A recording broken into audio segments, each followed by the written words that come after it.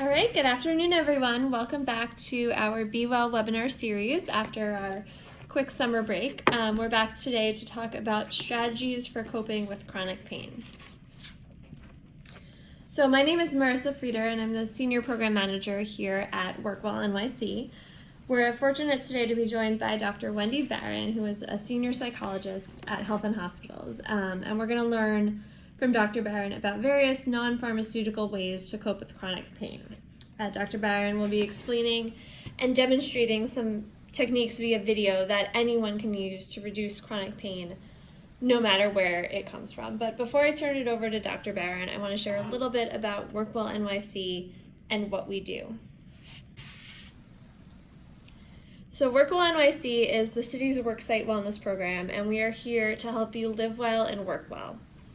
Our goal is to create work sites that make it easier for all employees to live healthy and active lifestyles. We know that health is more than just not being sick. It's how we feel every day mentally and physically, financially, emotionally, and we know that health exists on a spectrum. And so WorkWell NYC wants to be here for you, our city employees, with health and wellness resources and programs and support to help you move more, eat well, be well, and take action to prevent disease, no matter where you are in your health journey. So September is Pain Awareness Month, which is why we're going to be talking about chronic pain today. Chronic pain is something that affects so many of us each and every day. Almost 50 million Americans experience chronic pain, which is pain that's ongoing, lasting more than a few months, that significantly affects your ability to do your day-to-day tasks. Chronic pain could come from an accident, an injury, a chronic condition, or it could come on with no clear cause. But regardless of what kind of pain you are experiencing, when it continues over the long term, it can really start to affect our physical and our emotional well-being. So today we're going to talk about some of the ways to address chronic pain, and we're going to focus on the things that we can do anywhere, any place that don't involve medicine or surgery. So we're going to talk about the relationship between stress and our muscle tension and chronic pain. We're going to talk about, like I said, ways to manage chronic pain without medication. And we're going to most importantly learn how to practice simple and effective mind-body techniques that are proven to relieve pain. And so now I'm going to turn it over to Dr. Barron, who's going to walk us through the relationship between stress and muscle tension and how that can increase your pain. And Dr. Barron's going to give us a little background on this and then go into a video demonstration of some different techniques that we can practice right here and now. So take it away, Dr. Barron. Hi, so I'm going to start with explaining the connection between stress and pain. So first I want to be really clear that the pain is real and physical. Sometimes when people hear stress, they think, well, are you saying my pain is in my mind or it's, a mental thing? And actually what the situation is your body's response to stress affects you emotionally and it affects you in your body. So when we are faced with a threat, our bodies automatically want to fight, run away, or freeze. It's like a fight-flight response you may have heard of. And what happens is when we're faced with something like, let's say we're driving and somebody swerves in front of us, we have to brake really fast. We can't think about it. Our body automatically, our minds automatically assess the situation and go into action. And when that's over, we're just like, wow, phew, there's no accident, hopefully, we managed that. Then everything goes back down and that's the end of this stress response. So during the stress response, right up to when your body is perceiving and your mind is perceiving the threat, all kinds of things are happening. Hormones are being released and your muscles are getting tense. And that's so that you're preparing. It's like you're gritting yourself to be able to respond in whatever way is necessary. So it's a very automatic response. You're not thinking about it, but you are tensing. And you can feel it usually right in your shoulders and your arms. So like I said, when after the threat is gone, this response naturally goes down and your body relaxes again and you feel relief. But what happens in our world often is that we're in a situation that we can't get out of. So rather than swerving to avoid somebody, we're stuck in traffic and we're sitting there for a long time, and we can't run, we can't fight it. We just have to sit there, and all these things are happening and our bodies are getting tense anyway. So there's no relief. And what happens also is that there's a chronic stress that happens. It's accumulating over time. So it's not like an acute stress, like there's a threat, you get out, it's done. But something like you might be in a situation with a difficult boss at work, for instance, and you really can't leave that position right now, but you have to kind of deal with it every day, and it's building and there's no release. So that is like a chronic stress. And so with that, our bodies are conditionally, constantly under this kind of high alarm, fight, flight. But we're not fleeing and we're not fighting, and we're just accumulating all of this muscle tension. And so this isn't good for anybody, but if you have chronic pain, let's say this is your pain, and then here's all that muscle tension squeezing on it, it's going to make the pain worse. So that's the connection between stress and pain, is this muscle tension that's squeezing on the pain, making it worse. But the good news is that we can learn to release it, right? So we can learn to relax our muscles and we can feel relief from the pain. So no matter what your cause of pain, you may have been diagnosed with fibromyalgia, lupus, a herniated disc. There are many different pathways to having chronic pain, but all of them respond and get worse to increased muscle tension, and all of them feel better when you learn to release your muscles. So I always say you need to, nobody needs to teach you how to get stressed, we just do that automatically, but we really need to learn how to relax, and that's what I'm going to be doing in the webinar. Okay, so we're going to focus on 3 specific techniques today that have all been proven to help relieve chronic pain, and they all work in different ways to relieve that muscle tension, among other things. So, and the nice thing about them is that you can do them yourself. You can learn from the webinar, you can practice at home, and you can do it yourself. Some of them you can do anywhere, on the train or in your office. Some you might want to be at home in a more quiet situation. And the important thing to remember also is about practicing. So it's really good to practice these techniques when you're not stressed or not having a lot of pain, so that you get good at them, and then you can learn to use them and they'll be more effective when you are in pain. So if you can practice, try finding a way to practice each day. I often say they're easy to learn, they're hard to remember to practice.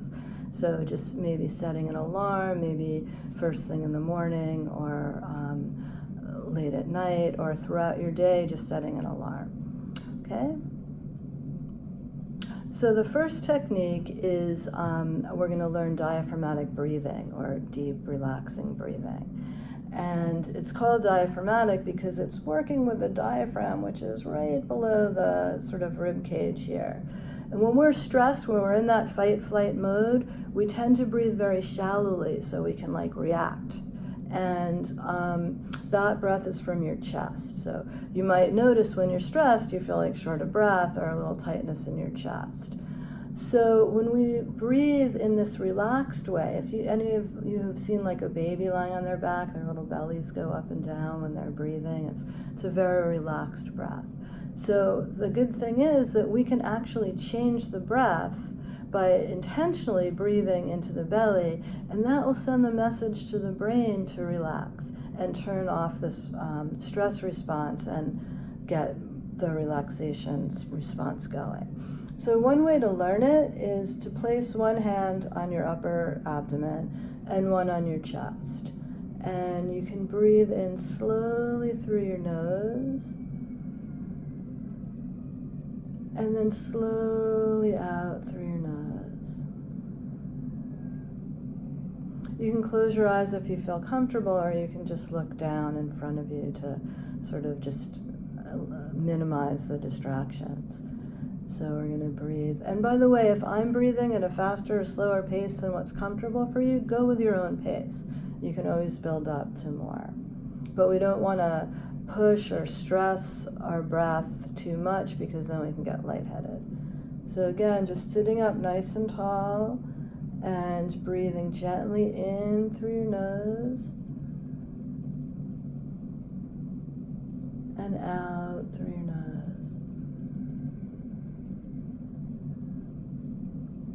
And if for some reason it's hard to breathe through your nose, you can breathe through your mouth. It's just that it's a slower breath through your nose.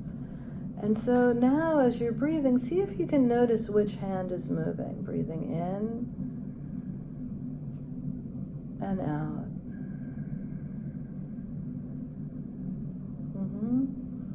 And then see if you can actually move the hand on your belly.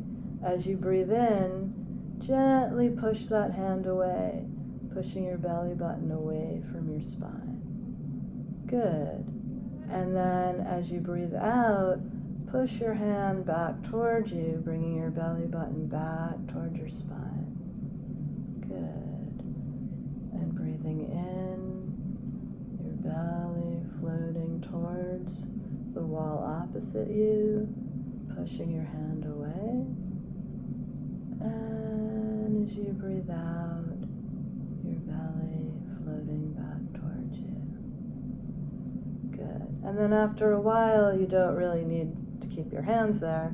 You can just breathe gently, imagining your belly button and your spine moving away from each other as you breathe in.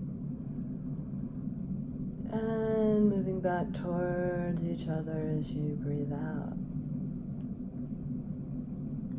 And moving away. See if you can go from your belly up to your chest and your back all the way up to your shoulders. And breathing out, everything coming back to the center. Good. And then just take a moment and notice how this feels, just by doing a little bit of breath. You might notice that you feel a little calmer or different. And another thing that might have happened is when you're really focused on where your breath is going in your body and breathing in and out, you weren't really thinking about your pain. So it also works as a way to distract you, which can be helpful. So the more we focus on it, sometimes the more we can be sensitive to it. So having a distraction like that is also helpful. So, and just to review why breathing is helpful. So you might have just felt it, which is good, but when we breathe in this slow way, it also helps to set off this relaxation response that does relieve our muscles. So we're actually releasing the muscle tension. We're also getting more oxygen to the muscles, which can help. There's some theories that part of chronic pain is that we're constricting the flow of oxygen to that area. Okay, so now we're going to move into movement. People may think, okay, how can movement help me with my pain? And in fact, when you have chronic pain, a lot of the times the last thing you want to do is move. And I think that's partly because with acute pain, we're programmed to kind of hold it, keep it still. Like if you broke your arm, you don't want to be moving your arm around, you want to keep it still. The problem with chronic pain is that holding it still is not helping, and actually moving is going to be helpful. There have been a lot of studies, even some that have just come out as recently as last week, that have shown that exercise and movement really helps relieve chronic pain. But we have to kind of get over this kind of hurdle of thinking that it's going to be painful. And so I think one of the best things to do is start with very gentle, easy movement that is designed to actually lower your stress response and relax your muscles. So these movements are based in yoga or qigong, different kinds of traditions that work with doing body movement that is healing. So I'm going to do a few with you today, and we're going to start with the shoulders, because a lot of times people have a lot of stress in the shoulders and neck, because this is what we do. Posture also has an effect on this, on our muscle tension. So we're texting, or we're typing, or we're just kind of clenching up in some ways that we're not even aware of. So always starting with the shoulders and then the neck to release this tension. So one thing we can do is just inhale and bring our shoulders up to our ears, and then exhale, flop it down. Inhale up, and then flop it down. One more. Good. And just that kind of release and breathing can help. So, and we're also going to use the breath together with the movement to really help get the oxygen flowing, releasing the muscle tension. So the next thing is just bringing the shoulders up and rolling them back. Inhaling and exhaling. Trying to sit up straight, long, tall spine. Inhale, exhale. And you can make the movement as big or as little as feels comfortable to you. So any movement is good. And each day you may feel different. Some days just a little bit, maybe a lot.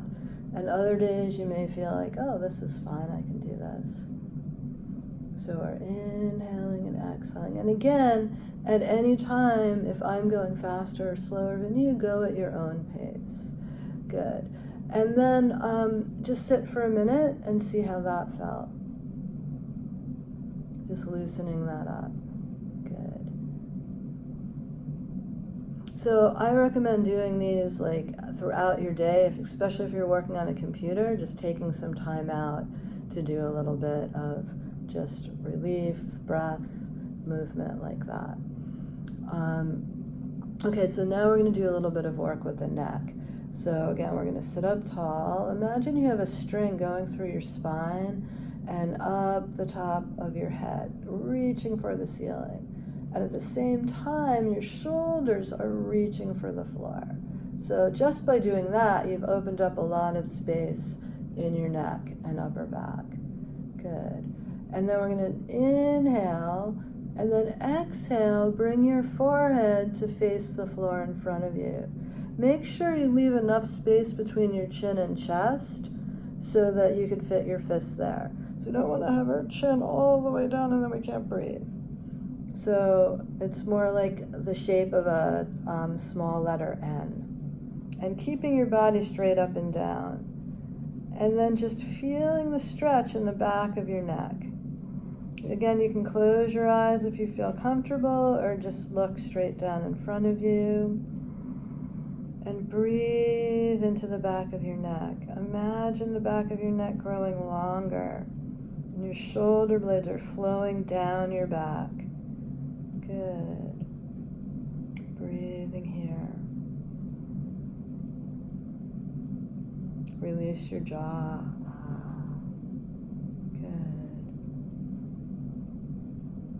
And then on your next inhale, you can slowly roll your head to the left, keeping your body straight up and down until your left ear is over your left shoulder. And keep both shoulders down, reaching to the ground. So your left ear is reaching for your left shoulder, and your left shoulder is reaching for the ground. And your body is straight up and down. And you can really feel the stretch on the left side of your neck. If it feels like too much, you can lift your neck a little bit or change in any way that feels like it's going to feel better for you. And just breathe here. Breathe. See if you can just feel some relief in the right side of your neck. Good. And then on your next exhale, slowly coming back to center. Good. And then inhale slowly up to the right, so that your right ear is over your right shoulder and both shoulders are reaching for the ground. Good. And just feel the stretch in the left side of your neck. Breathe. Good.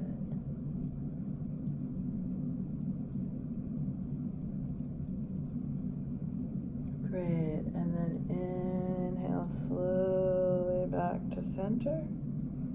Breathe here for a few moments. And then slowly come back up one vertebrae at a time. Stacking on your neck. Slowly. Good. And then just see how you feel. Good. And we can do one more. Inhale, look to your left. Keeping your shoulders down. Exhale back to center. Inhale, look to your right. Exhale back to center. Good. And then just move in any way that feels good with your neck, your shoulders. But I don't recommend crunching the back of your neck. So you want to keep the back of your neck long to allow for good circulation. But you're welcome to go in the front like this. As slow and as easy as feels good, and then coming back up and making any other movements that feel good. Now, when you're doing this kind of movement, you might hear creaking or cracking or feel that, and that's totally fine. That's a normal thing. You're just releasing the tension. You can also try your jaw. We also keep a lot of tension in our jaw. So releasing your jaw down, almost like you're making a double chin. Ah, ee, oh. Make all the vowel sounds. Ah. And again, you may feel some cracking or relief in the corners of your jaw, which can really release a lot of tension. Good. Okay, so just sit for a moment and see how you feel with just that simple movement. Good. Hopefully you feel a little relief, a little less tension in your shoulders and neck.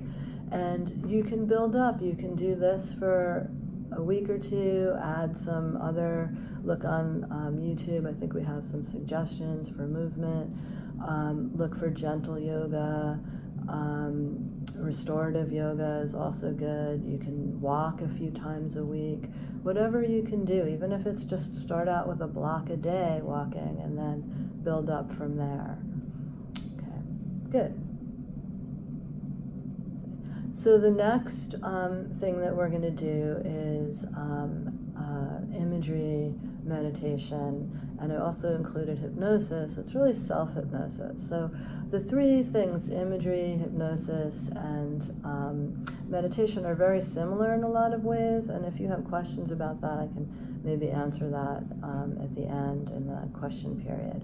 But really, what's important for you to know now is like why using images would help you to release your pain, relieve your pain.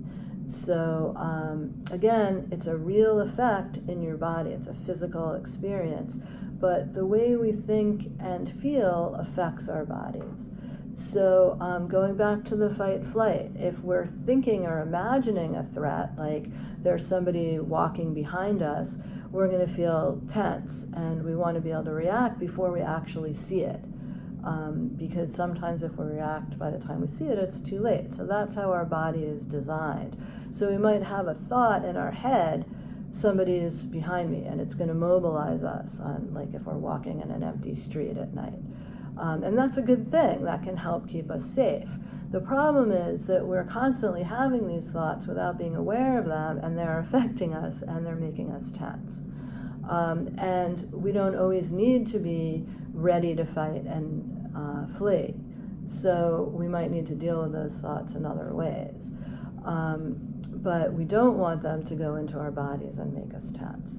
So being aware of our what we're thinking and feeling can help. And so mindfulness meditation can really help, because we learn how to be aware of what we're thinking and feeling and how it's affecting our bodies.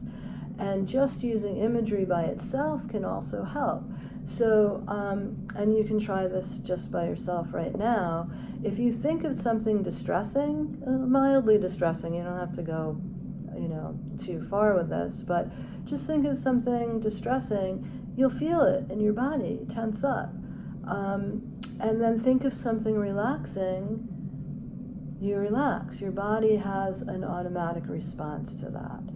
So, and we can use that automatic response to help train ourselves to do this intentionally, to use images and meditation to help us to relax our bodies. So we're just going to start with a simple image, and that is something that's very personal for each person to come up with something that works for you. So I'm not going to suggest one, but I'm just going to suggest that you have a relaxing image. So it can be a place that you've been in your life. It could be a place you make up right now. Sometimes having a particular place as the image helps people. But it doesn't have to be a place. It can be a color. It could be an animal. Whatever you like. That if you think for a moment, just take a moment now and think, what's relaxing? What do I like? What brings me comfort or relaxation? And then let that image come up. And you can close your eyes if you like.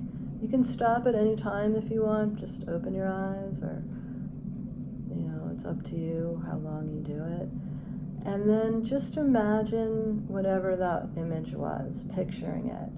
And some people have a lot of ability for vivid, you might see colors or textures.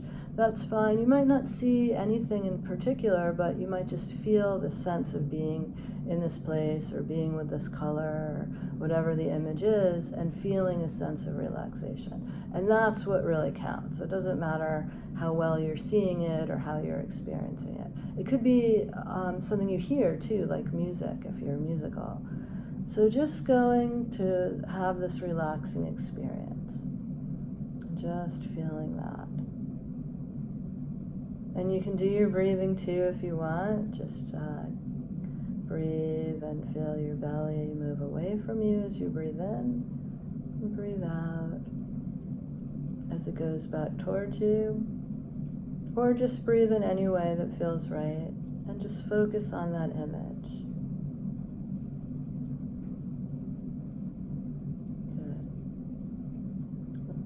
So that's just an example of using an image, and now we're going to put it together in a way that works with what's called mindfulness meditation. It's a very simple meditation, and basically it's what it sounds like. It's being mindful, being aware of what your thoughts and feelings are.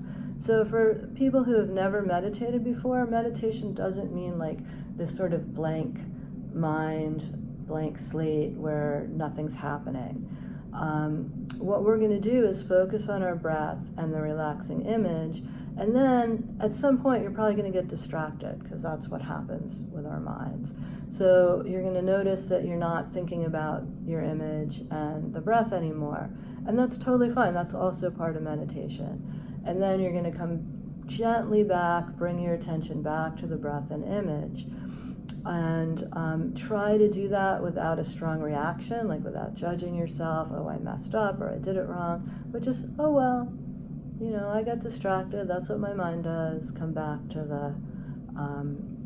the image or the breath. And it's really helpful to be able to do this, because in life, if you can learn to do this in meditation and the rest of your life, you can learn not to react so strongly to things.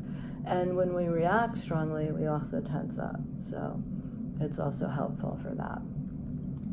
Okay, so I'm going to talk you through it, and even to the point where you get distracted and come back. And whatever I'm saying that's helpful, you can follow, and whatever isn't, you can just ignore. Just let the sound of my voice be background. Okay, so let's begin by just, again, you can close your eyes, you can keep them down in front of you, and just do a few of those breaths, breathing in deep down to the bottom of your lungs, letting your belly button float away, and breathe out back towards you. Good. Breathing in, belly button floats away from you, breathing out, belly button floats back towards you. Nice. And then keep breathing in any way that feels comfortable, and imagine your relaxing image. You could be in a relaxing place. You see colors or textures. You could just have a color, an animal. It could be something that you've actually done in your life that always makes you feel good, or it could be something you make up completely now. If you like the image and it feels good, you can stay with it. If not, you can toss it out and let another one come up. You can have more than one image. It's up to you, whatever you want, so long as you're feeling comfortable and relaxed. And keep breathing. And if no image comes, that's okay too. Just focus on your breath. You always have your breath. So just keep breathing and see how long you can focus on your image and your breath.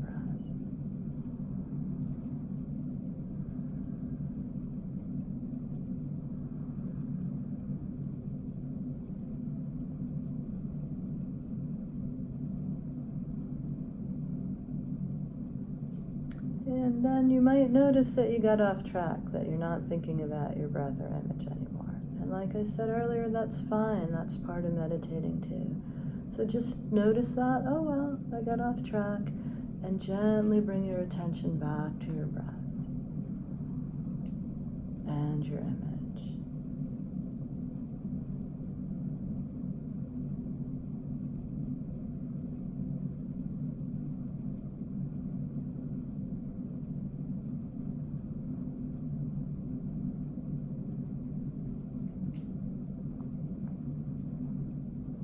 And if you get distracted again, that's fine. Oh well, I get distracted. That's practice for me to notice and bring it back. The more practice I have, the better I'll get at it. And then just refocus.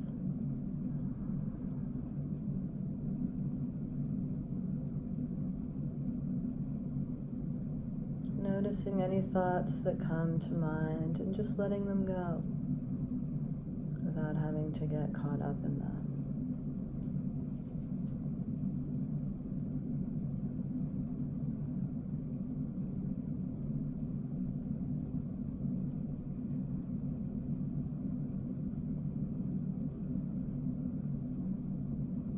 You might notice that you feel bored or silly or anything like that. That's fine too. Just notice, let it go. That's just a thought. Let it go. And go back to your breath and image.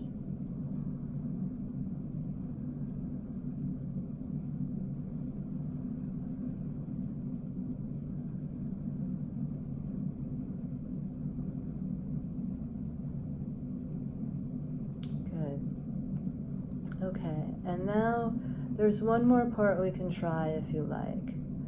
So you can just stay in your relaxing place if you like, or you could try to specifically imagine your pain.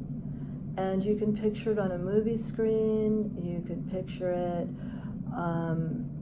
as something that you see far away from you in any other way, or you can picture it right on your body. But you don't have to feel it to its full extent. Just get a sense of it. Like, what's your pain like? And at any time you can go back to your relaxing image if you want. And just keep breathing and just make a little space for our pain. A lot of times we want to fight the pain or like try and cut it off. And that may seem like a good idea intuitively, but actually that makes us tense more. So if we can just relax with it, which might sound like that's hard to do, but just try to breathe into the pain. Just send your breath to that area. Just allow it to be. It doesn't have to be its fullest extent, but just a flavor of what it's like. So is it sharp? Is it loose? Is it tight? Is it hot or cold? Does it bring to mind a particular object? So just noticing all of that.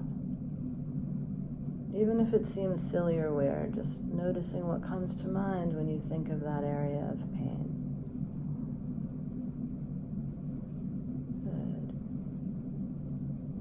Good. Just whatever that sensation there is like.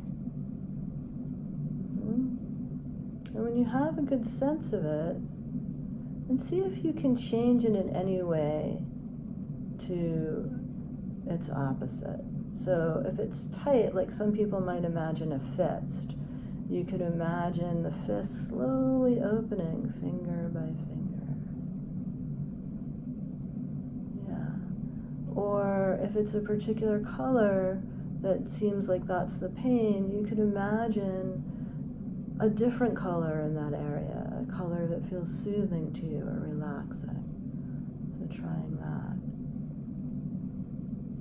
Or whatever object it is, trying to change it in any way. And you might be able to change it completely into its opposite, or you might be able to just change it a little bit. That's fine, whatever happens. Or you may just be with it, and that's okay too. Just breathe into it. Relax as much as you can.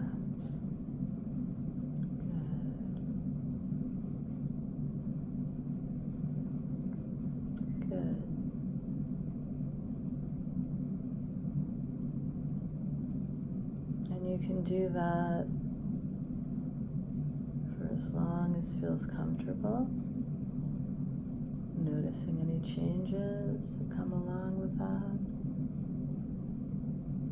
And you can go back to a relaxing place as well, or image. And just keep breathing.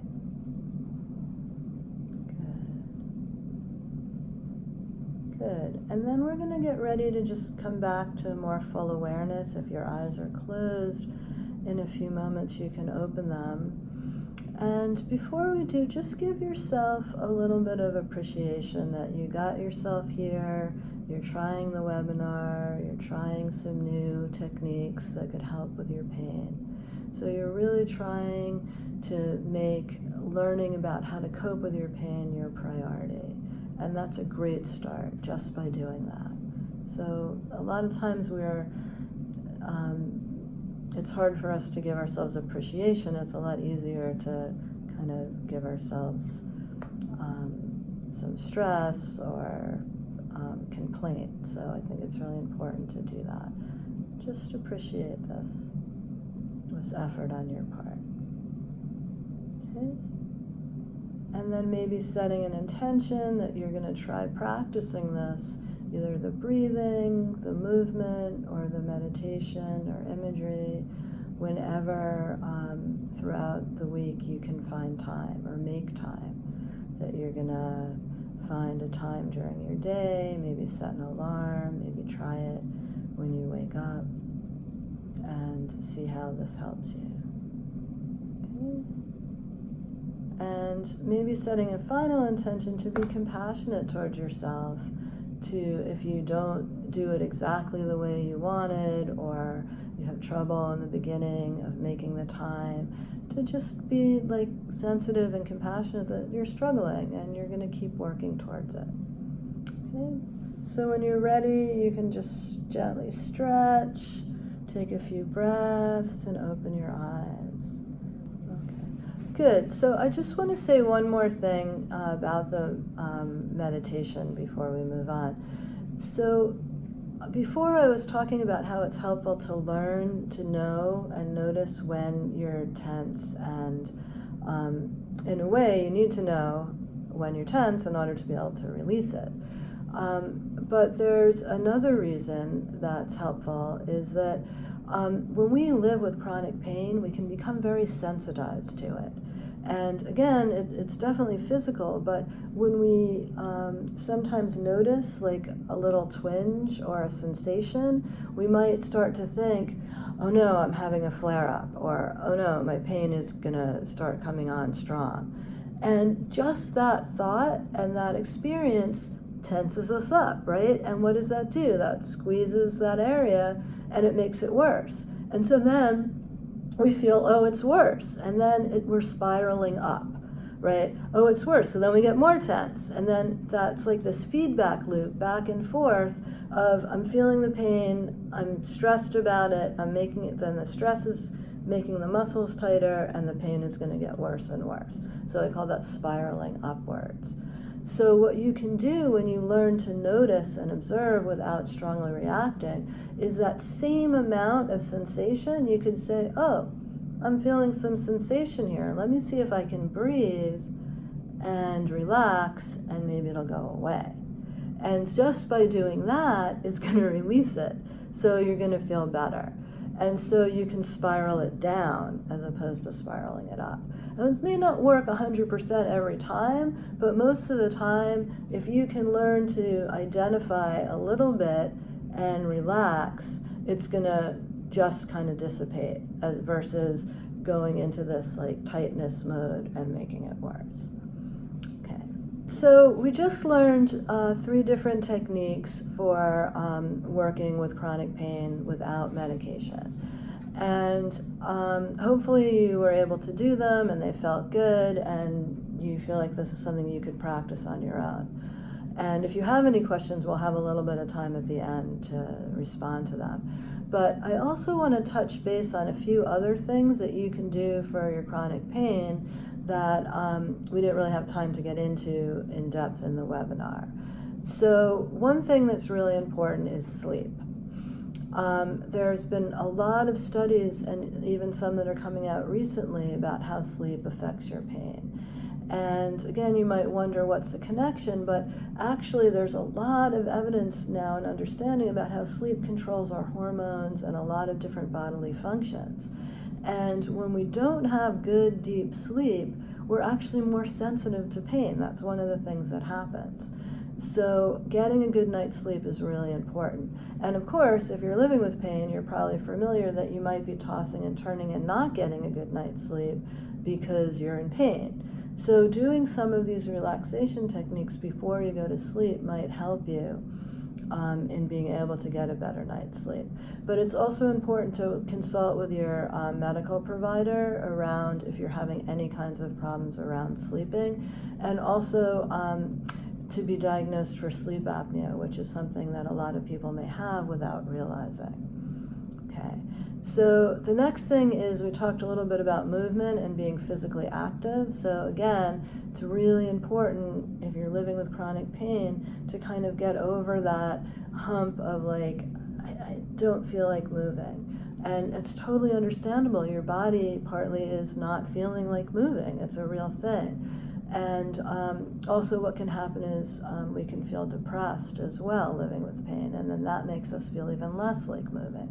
And all the more a reason why it's important to move. So anything you can do, just the simple movements we did in this video, walking a block, getting off your bus, a stop early, trying to walk, trying to be consistent. Maybe you start out with like 2 days a week and then work up to 5 days a week where you're doing, maybe you start out with 5 minutes of exercise, then 10, and build up. And again, work with your medical provider and maybe even get a referral for a physical therapist. Eating. So this is really important, and many people may not really realize the connection between diet and pain. But part of what happens with chronic stress and chronic pain is that we have inflammation flooding our system. You may have been hearing a lot about the connections between inflammation and our immune system and pain. So there are certain foods that you can eat that will increase inflammation and increase your pain, and other foods that you can eat that will decrease inflammation and decrease your pain. So the nice thing about this is the foods that are anti-inflammatory, the ones that decrease the inflammation, are all the foods that are good for you anyway. So it's not like you have to have some special new diet on top of your regular healthy diet. So what we want to do is have whole foods, whole grains, fruits and vegetables, and lean meats. So the Mediterranean diet, you might look up anti-inflammation diet as well. You want to stay away from heavily processed foods, simple carbs, sugars, all of that. And at first it might be hard, so you might want to just eliminate a little bit at a time. But after a while, when you're not eating those foods, you'll notice how much energy you have, how much better your pain is, and you won't really crave those foods anymore. Trust me, I know it sounds hard to believe now, but if you do it slowly and gradually. I also recommend that you work with a registered dietitian, hopefully somebody who is familiar with chronic pain as well. Okay. Also, sometimes we might need support for the emotional part. So living with chronic pain is really hard, and many people in your lives may not really recognize or understand about the pain as well as you do. Most people's experience, if they haven't lived with chronic pain, is acute pain, where you stub your toe, you break your arm, you get better. Even if it's bad in the moment, you get better. Chronic pain is constant. It doesn't really get better, and it really changes day to day. So one day you may be able to do something, another day not so much, and people around you may have a hard time understanding that. So, and that can make you feel more depressed. There's a lot of loss that goes with chronic pain because you've lost the ability to do some things that you used to do, and that can make you more depressed. You might feel anxious because you're worried about losing more. And that's why finding things that you can do is also very uplifting and helpful. So any exercise that you can do, you can kind of reclaim your body. Hey, I can do these things, rather than focusing on what you can't do, which can be depressing. But if you're still feeling like really depressed or anxious, it might be helpful to seek out help from a professional therapist. A licensed therapist, hopefully that also has some experience with chronic pain. And then other alternate therapies I think are very helpful: acupuncture or acupressure, again, physical therapy, chiropractor, and massage can also be really helpful. So again, seeking out competent licensed professionals with experience in pain. And all of these things go together. So it's not just like do one or the other, but healthy diet, healthy exercise, getting support from a treatment team of alternative or complementary techniques, plus the ones that we did here that you can do on your own. And all of that's going to come together. So you may not have 100% cure of your chronic pain, but you're going to feel a lot better. And you're going to have control, much more control over it, rather than it controlling and dictating your life. You'll be able to do things in a different way and feel better about yourself and your life. So there's two other things I would just like to mention. So one is smoking. If you are still a smoker, I really recommend that you quit. Find a way, get support, whatever you need. Smoking also adds, among many other things, it adds the inflammation in your body. So smoking can actually increase your pain. Even though you might feel like, oh, I'm smoking to relax, it does so many other things that we know about. So I really recommend that you quit smoking. If that feels like too overwhelming, then cut back. But work with a professional to find a way that you can really reduce and then eventually quit smoking. And the other thing is alcohol. So occasional glass of wine here and there shouldn't really affect your pain. But if you're drinking a lot of alcohol, that also can create inflammation. And I recommend that you speak again with your provider about whether or not you should cut back. Or you can just try cutting back on your own and seeing if that makes a difference. Okay, so that concludes the webinar part, the presentation part of the webinar. And we do have some time for questions, so I'd be happy to answer any that I can. And thank you very much for your time and participating. I know that it's really difficult living with chronic pain, and I hope that some of these suggestions and techniques were helpful to you. Thanks. So thank you so much, Dr. Barron. That was really, really informative. And before we transition to question and answers, I just want to take some time to highlight a few resources that are specifically available to city employees that can help with chronic pain and the self-care techniques discussed previously. And so Health and Hospitals Governor has free classes. They have different yoga and mindfulness and healthy living groups available to help people with chronic pain, and these are open to all residents. Other Health and Hospitals locations have various similar offerings, and so the contact information is on your screen. We encourage you to reach out to a hospital near you. If you're looking for some additional mental health support, NYC Well is a great resource that's available 24/7.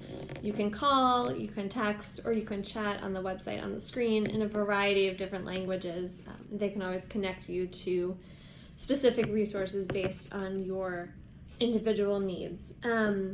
And lastly, I just want to highlight Work Well NYC. You know, we have a variety of programs and resources to help people take care of themselves. We have a free smoking cessation program called Escape that offers free nicotine replacement therapy, counseling, support, etc. So we encourage you to visit our website to learn more. And now we have just a few, now we have time to take a few questions before we wrap up for the day. So if you have any questions for Dr. Barron, please type them into the chat box at the bottom of your screen. And while the questions are coming in, we want to thank you again for joining today's webinar, and we hope that it was helpful for you. And we'd love to hear your feedback either way. So please take a moment to copy paste the survey link on your screen into the browser. We'll also send it out in the chat box and via an email that we'll send out probably today or tomorrow with the slides, some additional recaps of what we've discussed today, and the recording of this webinar. So someone is asking about neuropathy and what kind of pain management strategies can you offer for neuropathy specifically? So basically, I should say I don't really work that much with neuropathy. I have some patients with diabetic neuropathy. I find that doing movement is really helpful. The breath, the meditation, all of that is helpful in helping you, again, to relieve that stress response that comes with living with neuropathy, which I know is very painful and stressful. But I don't feel competent to really specifically talk about treating the neuropathy itself. So I'm sorry, but I do think that you should try those, the exercises that we did, and talk, I guess, to your medical professional. Yes, and thank you for that. And I want to add that, pain is very individual, and we always recommend that you speak to your medical professional about, your specific conditions. So another question that came in is whether to use heat or ice to deal with muscle pain. Do you recommend either? And is one better than the other generally? Right. So again, I find that that's really individual. Some people really respond well to heat, others to ice.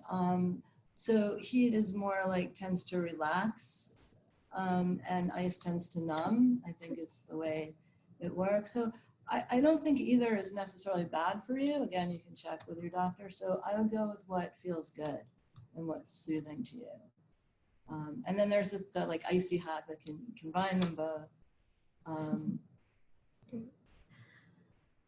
Someone is asking, or a couple of questions are coming in about sitting all day at work, anything we can do for our knees, our legs, Absolutely. our butt, any kind of sitting pain. I have lots of things to say about that. One is I actually got what's called a standing desk.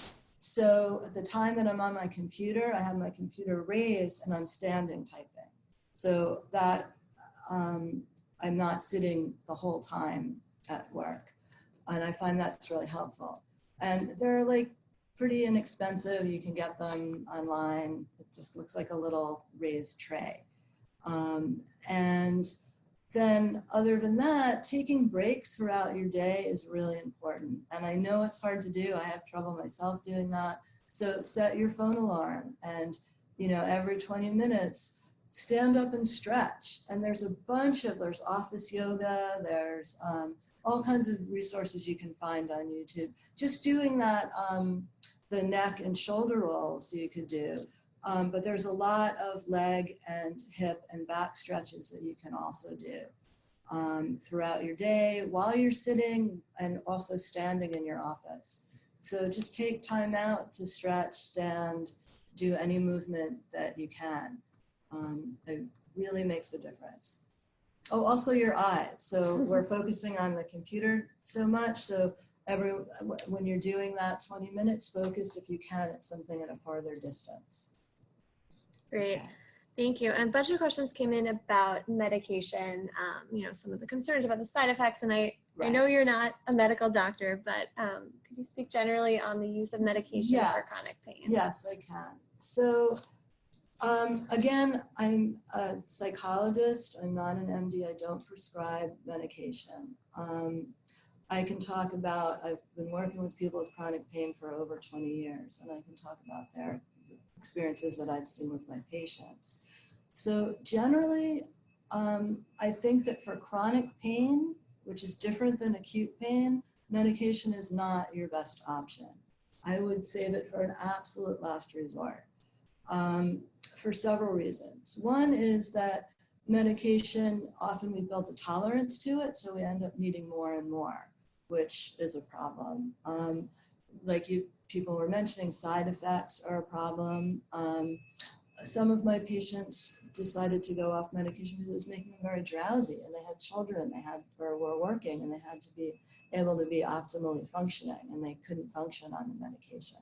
And that's another point, is that we're asking you to do things like breathing and movement and meditation and exercise, and if you're really out of it on medication, you can't do those things. So it's actually stopping you from being able to do the healthy things that would help. So I recommend trying everything you can first, and then if nothing's working, maybe trying low doses of certain medications. Obviously opioids are not a good option, we've found. And other medications can also be addictive, so that would be an issue. Okay, I hope that answered the medication question. Thank you. I know a question came in about what insurance tends to cover with alternative therapies. And I know, of course, everyone's insurance is individual, and we recommend that you check with your provider specifically, but do you have any general insight? I do. So I know that Medicaid will cover, I believe it's 10 or 12 sessions of acupuncture. And you can also check with your insurance carrier if they cover acupuncture. Most insurance does cover chiropractor if you have back or neck issues.